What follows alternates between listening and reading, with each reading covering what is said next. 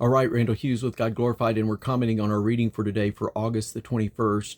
And we read from Jeremiah chapter 31 as well as chapter 28 and then chapter 1 of Ezekiel as well as a verse from chapter 51 of Jeremiah. And there was some hope in today's reading that God was going to turn, that he loved them with an everlasting love, and his loving kindness will draw them, and he will build again what he tore down and plant again what he had once pulled up, and the great hope that that brings to us. And in verse 9, he said that he was a father. Yahweh was a father to Ephraim and to Israel.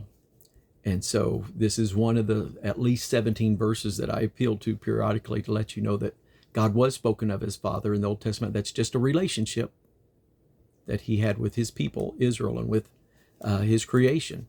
And that he would take away, he would make their soul as a watered garden. They shall not sorrow any more at all.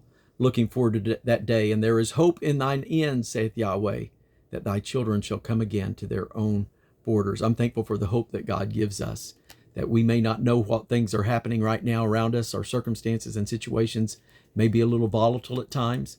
In the world that we live in, wars and rumors of wars, political uprisings and unrest and tensions, racial tensions, various things that are going on in our world today. And yet God is in control.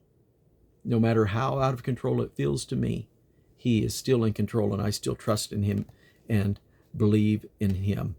And I'm thankful for the new covenant that is prophesied here in Jeremiah in the year about 597, that roughly almost 630 years later, 627 years later, would come to pass on the day of Pentecost in the year that Jesus ascended, and that the covenant, the new covenant that he would make, that he would put his Spirit, put a new heart, put his law in their inward parts, write it upon their hearts, so that they would be their God, part of the new covenant, that unlike the covenant with their fathers. And so I'm grateful for that covenant that he has made, and the promise that you can have his Spirit living inside you. The way that you know his Spirit is living inside of you is when he speaks through you in another language, as he did on the day of Pentecost. And Peter said, "This is that which was spoken by the prophet Joel." Joel said nothing about speaking in tongues, but Peter equated speaking in tongues with receiving the Holy Ghost, and I do as well. I believe the Bible does over and over in the book of Acts, and it's an indication. It was never received at believing. I'll just say this.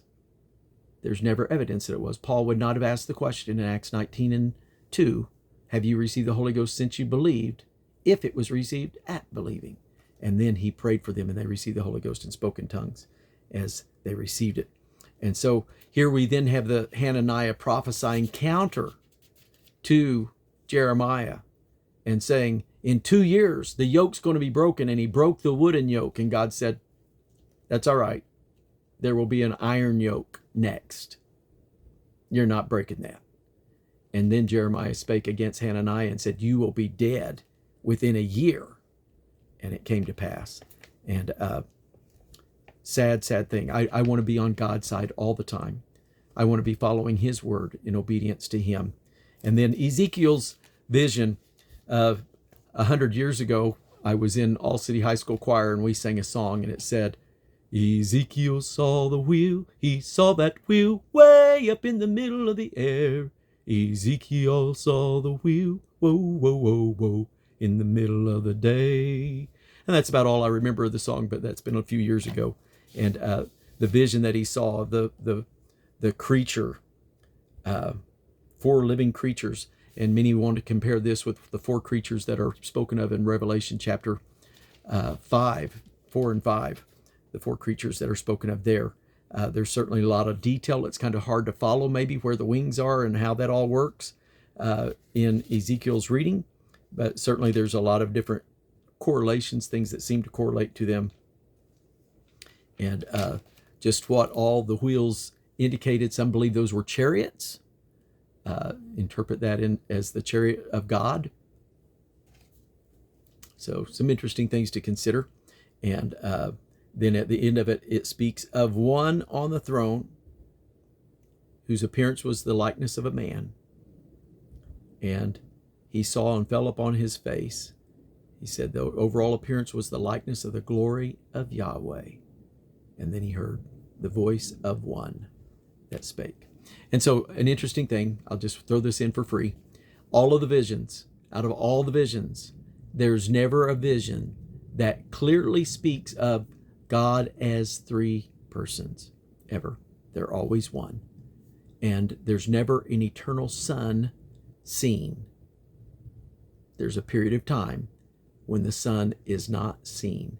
The only two visions that have the Son showing up are in Daniel chapter 7, verse 13, and in Revelation chapter 5, verse 6. And so there's a period of time from chapter 4, verse 1 to Revelation 5, 6, that they are searching for the Son, one worthy to open the book. And John is weeping because the time has elapsed so much that he's given up hope that one will be worthy to open. And so just some free things there from days ahead that we will get to. But I want to see whatever Ezekiel saw. There's a hunger in my heart to be able to say, I saw Yahweh. Oh, I want to see him, look upon his face. And if that's the desire of your heart, I believe that you can see him. Just obey his word, live for him, seek to know him every day, to live a life that's pleasing to him. God bless you.